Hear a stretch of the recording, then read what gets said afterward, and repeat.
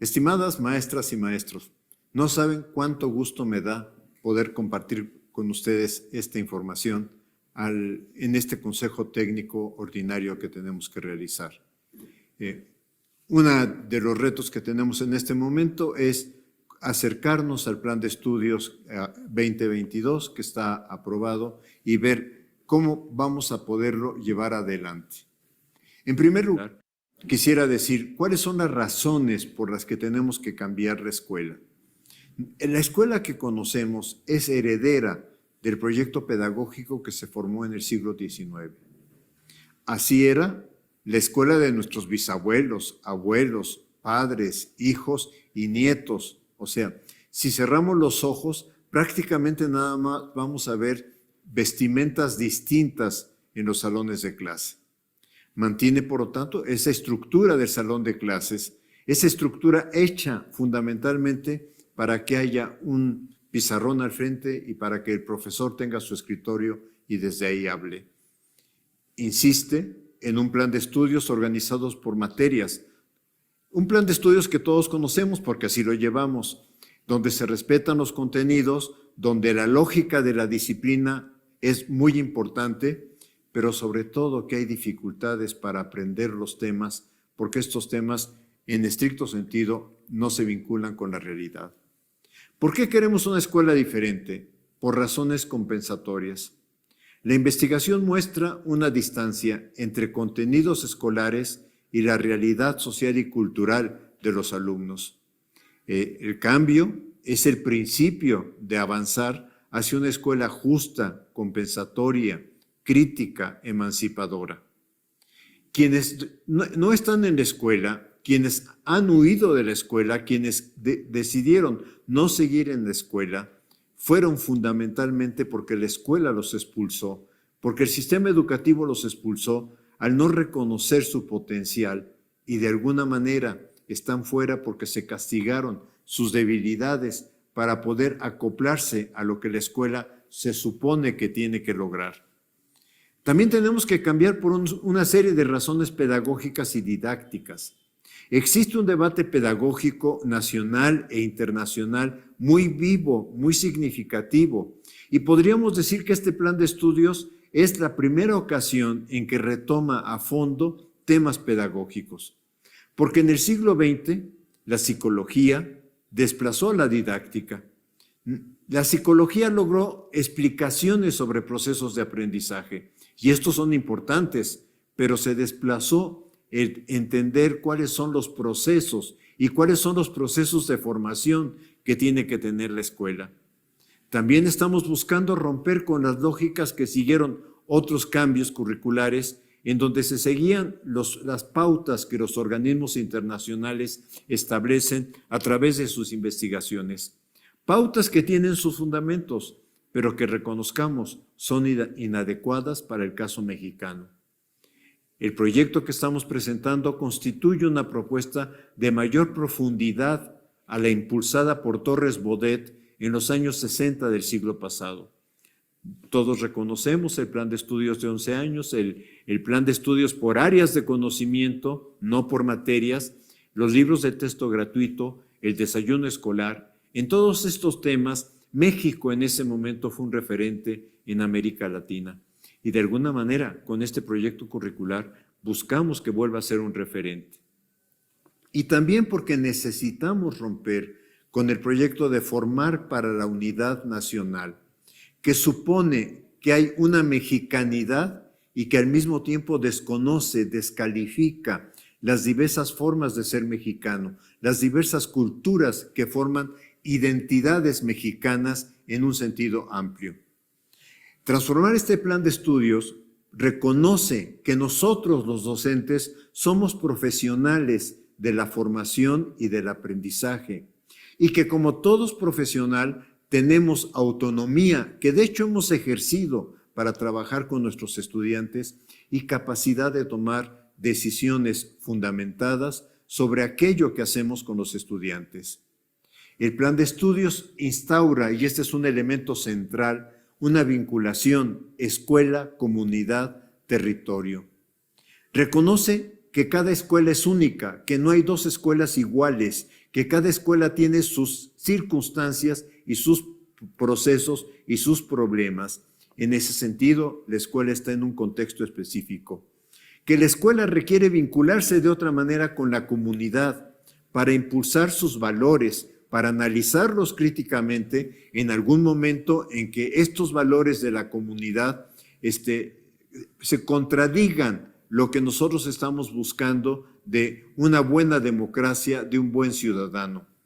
La escuela abierta a lo que es más allá de sus bardas, porque si bien las bardas fueron creadas para proteger a los niños, hoy también las bardas están hechas para cerrar que la realidad entre y también invada el trabajo de la escuela. Y estamos considerando que el Consejo Técnico es el responsable de la primera etapa del codiseño curricular. El plan de estudios está conformado, y ustedes seguramente ya lo han estudiado, en 4 campos formativos que están construidos desde la pluralidad de saberes y conocimientos de las distintas disciplinas. No los voy a leer porque ustedes los tienen ahí enfrente, y al mismo tiempo está armado con 7 ejes articuladores. Estos 7 ejes son rasgos humanos de formación ciudadana democrática. Lo único que pudiera yo expresar, que quizá en esta lámina no logro presentar en forma adecuada, es que si bien en los campos formativos hay que trabajar saberes que proceden de distintas disciplinas, no todos los ejes, inclusión, pensamiento crítico, interculturalidad crítica, igualdad de género, etcétera, no todos esos ejes hay que expresarlos en cada etapa, en cada proyecto que desarrollemos a partir del análisis del campo formativo. Necesitamos también transformar nuestro concepto de alumno y de alumna. Esto es, ayudar a que se rompa el rol que históricamente el niño, la niña, el adolescente asume en la escuela. ¿Cuál es ese rol? Todos lo conocemos. Escuchar la clase y tomar apuntes. Escuchar al profesor y estudiar solamente aquello que él considera que va a formar parte del examen o de la calificación. Hacer ejercicios, llenar planas, trabajar el libro de texto según lo determine el docente. ¿Qué es lo que nos ha faltado? ¿Cuál ha sido el gran error de nuestra escuela? No ayudar al alumno a que se pregunte qué quiere aprender. El aprendizaje tiene que ser algo de él, no incluso de que hablemos de motivación, no. El aprendizaje tiene que responder a ¿para qué quiero aprender algo? Y esto va a llevar muchísimo esfuerzo de nosotros y de las familias, por supuesto, y de la sociedad para que el alumno empiece a preguntarse ¿qué quiero aprender? Y entonces esto ayudará a que no trabajen solo por aquello que se califica en la escuela. Necesitamos transformar el concepto evaluación, calificación, evaluación formativa. Yo diría que en México y en el mundo se confunde evaluación con calificación y se considera que la evaluación sumativa y que los portafolios de evidencias y que las rúbricas y que todo esto hacen la evaluación. Yo diría, hagamos una distinción clara que el plan de estudios establece. La calificación clasifica, no ayuda a mejorar. Los números o las mediciones que se hacen en las pruebas estandarizadas no logran reflejar lo complejo de un proceso como es el aprendizaje. ¿Qué es la calificación? El resultado de presentar determinadas evidencias necesarias. Pueden ser tareas, ejercicios, reporte de proyecto o en secundaria el reporte de un laboratorio, exámenes periódicos murales, representaciones en la comunidad o cualquier otra actividad que podamos considerar que refleja el aprendizaje. La calificación es una necesidad del sistema educativo. No surgió, y esto me parece muy importante insistirlo, surgió en el siglo XIX, cuando se establecieron los sistemas nacionales de educación, pero no surgió ni desde la pedagogía ni desde la didáctica. Este es un tema que tenemos que trabajar con cierto cuidado. Tenemos que buscar cómo logramos establecer una evaluación formativa. Yo aquí sigo mucho la didáctica francesa y en ella se plantea que la finalidad de la evaluación formativa es retroalimentar. Pero una cosa muy importante, que el punto de partida es que el sujeto logre autorreflexionar sobre lo que está haciendo, autoanalizarse. El riesgo de la evaluación formativa es rigidizarla, porque al rigidizarla, al ponerle formatos, lo que vamos a hacer es impedir que fluya. Por eso el autor que estoy siguiendo, Scallon, propone impulsar mecanismos informales. Y esto va a ser un reto para ustedes, porque son ustedes los que tienen que construir con sus alumnos esos mecanismos informales. Por eso buscamos evitar una sobrecarga de acciones para realizarla. Evitar sanciones a partir de lo que el estudiante diga como evaluación formativa. Y por eso la evaluación formativa, como criterio que plantea este autor, necesita asumir una dimensión personal.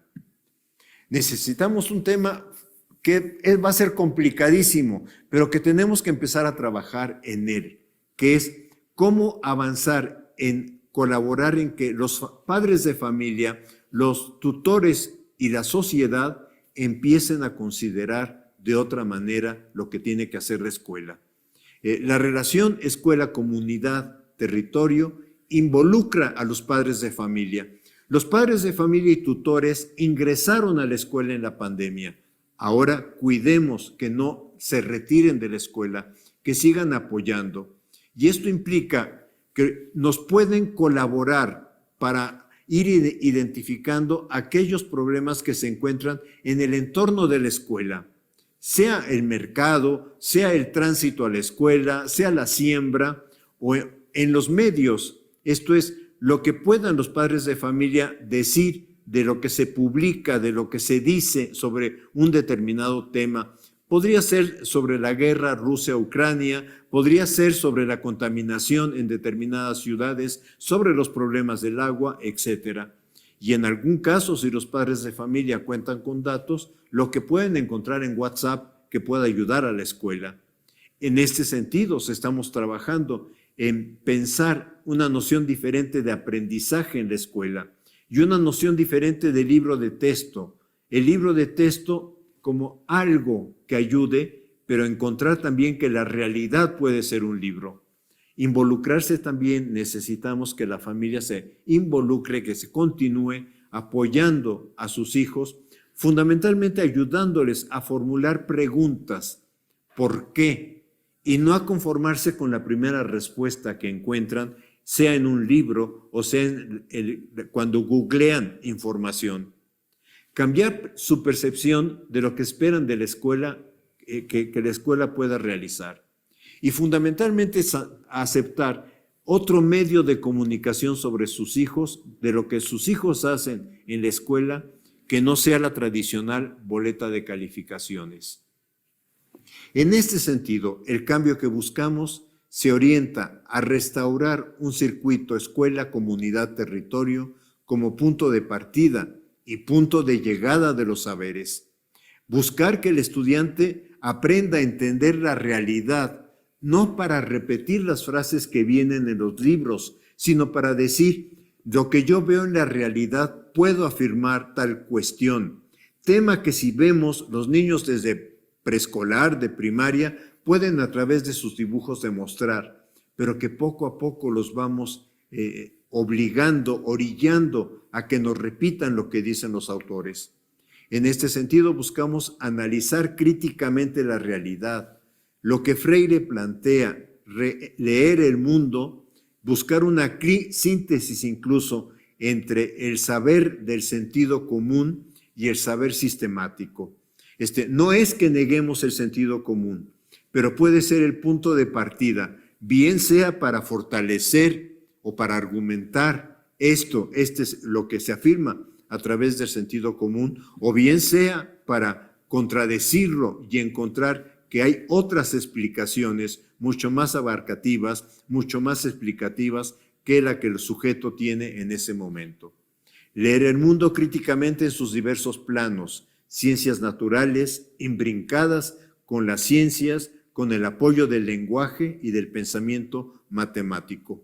Esto nos ha llevado a reconstruir el currículo, buscando una graduación entre saberes y problemas, y pensando que cada docente, cada colectivo docente, tiene que repensar la forma como ha aprendido a trabajar con los estudiantes y tiene que repensar nuestra propia historia docente.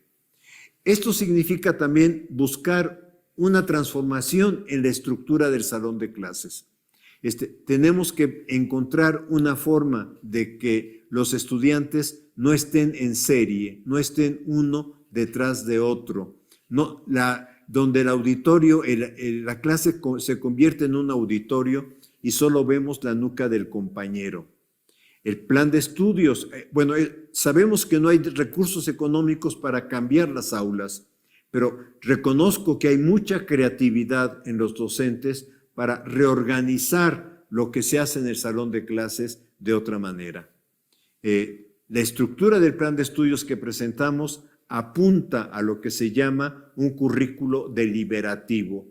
¿Por qué deliberativo? Lo trato de presentar en la parte inferior que está más en café con curvas rojas, porque la SEP da una orientación que es el plan de estudios, pero esta orientación que no puede definir lo que pasa en cada escuela, las condiciones de cada escuela, que no puede definir qué puede hacer cada uno del más de 1 millón de maestros que tiene este país, tiene que pasar a ser leído, a ser interpretado por el colectivo docente en el Consejo Técnico Escolar.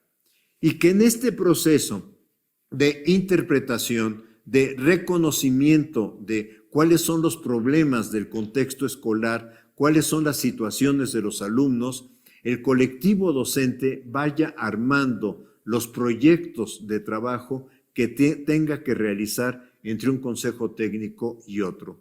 A esto le estamos llamando currículo deliberativo, codiseño curricular. De esta manera, el codiseño se inicia en esta reflexión que hace el consejo técnico, que le permite planear por proyectos cada etapa, elegir los problemas eje que considere para ir avanzando hacia el programa analítico, cuya primera etapa se hace en el consejo técnico.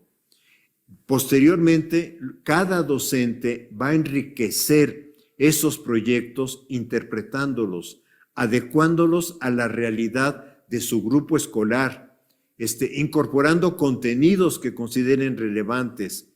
También tenemos que ir desarrollando experimentaciones en nuestra práctica para ir complementando el programa analítico. Posteriormente, estos elementos nos ayudarán a retroalimentar el plan de estudios. Entonces, el plan de estudios yo diría que está concebido como una dialéctica de arriba a abajo. La SEP hace la orientación, pero también esperamos con mucha, expectativa, esto que puede ser el currículo de abajo arriba, esto que ustedes pueden aportar diciendo estas partes curriculares tienen que completarse, tienen que construirse, tienen que reconstruirse de acuerdo a nuestra experiencia. En este sentido, yo diría que estamos armando un proyecto curricular abierto.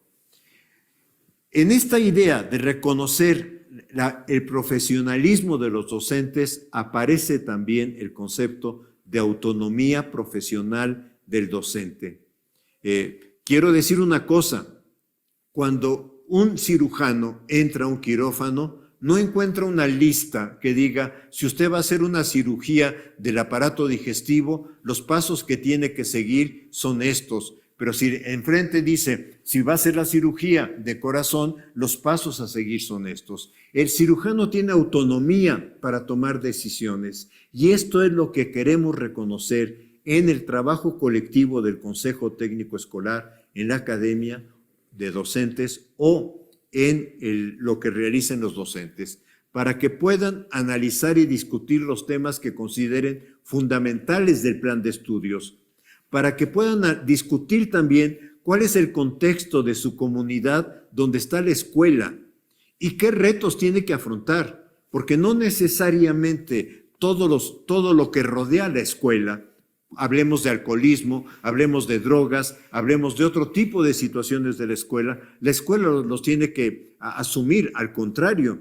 tiene que afrontarlos y ayudar a los estudiantes a que vean cómo no son valores que vale la pena desarrollar en una formación democrática y discutir el programa sintético.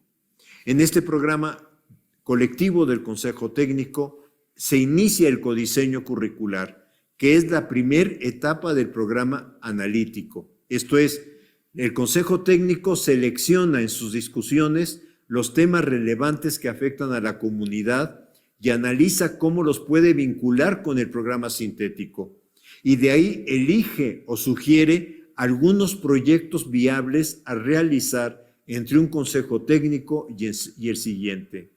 En su caso también puede reordenar los contenidos e incluso estamos pensando que puede integrar otros contenidos que emerjan del contexto donde está la escuela al programa sintético. Muy claramente lo entendemos con las comunidades que tienen una lengua originaria, pero no solamente se circunscribe a estas situaciones. El Consejo Técnico posteriormente, en un siguiente consejo, tendrá que analizar, valorar lo que se pudo realizar, los problemas y dificultades del trabajo que enfrentaron y de alguna manera proyectar el trabajo para el siguiente Consejo Técnico. Ya con estos elementos, el docente requiere completar el codiseño curricular en función de las condiciones de su grupo escolar. En este sentido, pensamos, al docente le corresponde hacer la planeación de su secuencia didáctica e integrar en esta secuencia algunas ideas para la evaluación formativa y lo que estoy denominando aquí los entregables para la calificación. Este es un intento de diagramar lo que estamos pensando en este momento para la tercera fase, que como ustedes saben es primero y segundo de primaria. Es, por una parte, en la parte inferior de este arbolito se encuentran algunos problemas, no los problemas, en esto quiero enfatizar, algunos problemas que nosotros estamos pensando como ejemplificación de lo que puede tomar como base el trabajo que van a hacer ustedes en el Consejo Técnico, que puede ser de la familia, de salud y alimentación, de violencia o paz, el cambio climático, el agua, la violencia, los derechos, pero insisto, son ejemplos, no son los problemas, y en esto sí quisiera ser enfático. Y tenemos tres grandes ámbitos disciplinares en los que hay que avanzar, que son los lenguajes, y en este caso es lectoescritura, donde tenemos que iniciar, que puede ser en lengua originaria o en lengua de señas o en lengua o en el español, obviamente. Un acercamiento a la cultura, por eso se coloca aquí familia, pero en realidad la cultura primera que tiene el alumno es aquella que lo rodea, es lo que está en torno de su escuela. Hay algún autor que dice, es que a veces buscamos hacer visitas a 5 kilómetros, a 10 kilómetros, a 20 kilómetros de la escuela y ni siquiera se conoce qué es lo que está rodeando la escuela. Y eso son las formas de ropa, las formas de vestimenta, las artesanías, etc. Y en último rubro aquí también es artes visuales, que son danza, música, teatro. Esto es, buscamos que el estudiante, y claramente se abre en este tema, entienda que los artes visuales son una forma del lenguaje, son una expresión del lenguaje, sea estética, de pintura, de música y de bailar. Lo que intenta, lo que rodea el árbol es como ir diciendo, tenemos que ir construyendo el proyecto de trabajo, articulando estos saberes, articulándolo de alguna manera en que vayamos avanzando en torno a ellos. Aquí está un ejemplo también, ejemplo no es la definición del programa sintético de saberes y pensamiento científico. Aquí se ve con más claridad en el tronco del árbol pensamiento matemático y pensamiento científico. Vemos un ámbito de temas, cuerpo humano, salud, alimentación, animales y plantas. Vemos los problemas. Aquí quedó un poquito más claro, por ejemplo, en pensamiento matemático para el primero y segundo de primaria, ordenar, series, conteos, operaciones básicas, figura geométrica, etc. O sea, pero son ejemplificaciones de lo que de alguna forma tienen que construir. Como todo ejemplo, como todo intento de diagramar, tiene sus limitaciones. Esta es una propuesta de un modelo dinámico de planeación didáctica. Por una parte tenemos la planeación, problemas contextuales, los saberes que tienen los alumnos y los saberes sobre los cuales tendríamos que trabajar, los procesos de grado creciente de complejidad, y por otra parte lo que intento de alguna manera trabajar es que se planea simultáneamente secuencia didáctica, espacios de evaluación formativa y entregables para calificar. Y que hay una relación mutua entre estos tres elementos. Esto es, las situaciones, problemas o los proyectos o los contenidos que vamos seleccionando, después se van a traducir en determinados entregables y van a aparecer en la evaluación formativa en términos de los alumnos están mostrando aprendizaje, los alumnos están mostrando dificultades para hacer la tarea o dificultades en los trabajos, etcétera. Y entonces estos pueden ser los puntos de reflexión en la evaluación formativa que tendrían que ver a qué se deben y sobre todo qué circunstancias lo causan y qué podemos hacer en conjunto maestros, alumnos e incluso en su momento padres de familia. Y esto también lleva a repensar las secuencias didácticas.